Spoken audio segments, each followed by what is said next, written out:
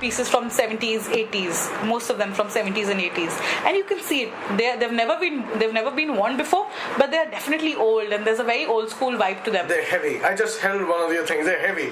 Anything new is all light. But we also do a lot of vintage inspired stuff, like for something, for example, the Club Masters. Like Ray-Ban has been selling Club Masters for a really long time, but there have been other producers.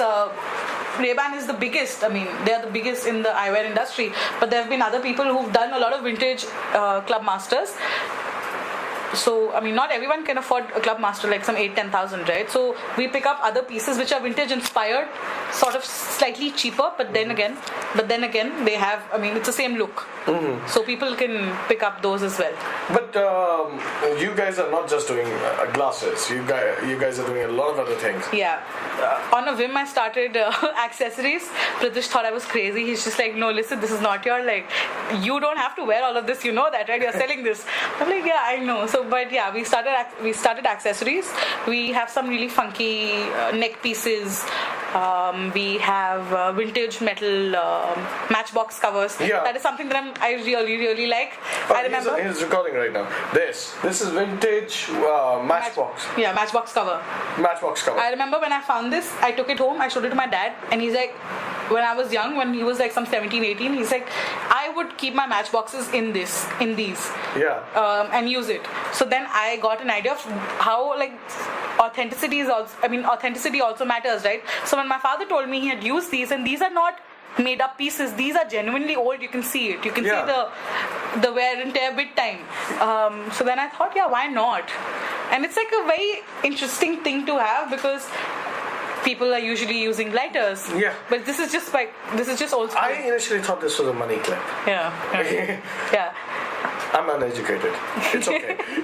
Yeah, but actually you can't really tell what it could be. It could be a mini book for all you know. I know. I think a roach book. You can use it for like anything you want. A roach book.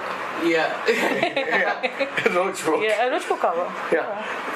And like all these glasses, like these flip glasses, they're like old-fashioned. Where do you get these things? So if we talk about the flip glasses, they are not old.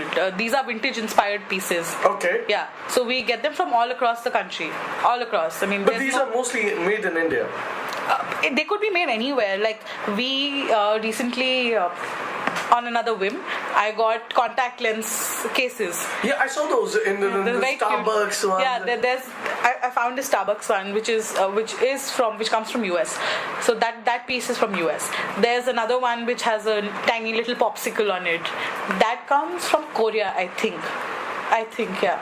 So, I mean, basically it's all around the world. It's actually what catches your fancy. Also, another very a deciding factor for these is that Ghost Piff was started to keep vintage affordable. So everything we have, eyewear and everything else, till now, it's under 2,000 rupees. And it's a very conscious decision to keep it under 2,000 rupees. Okay.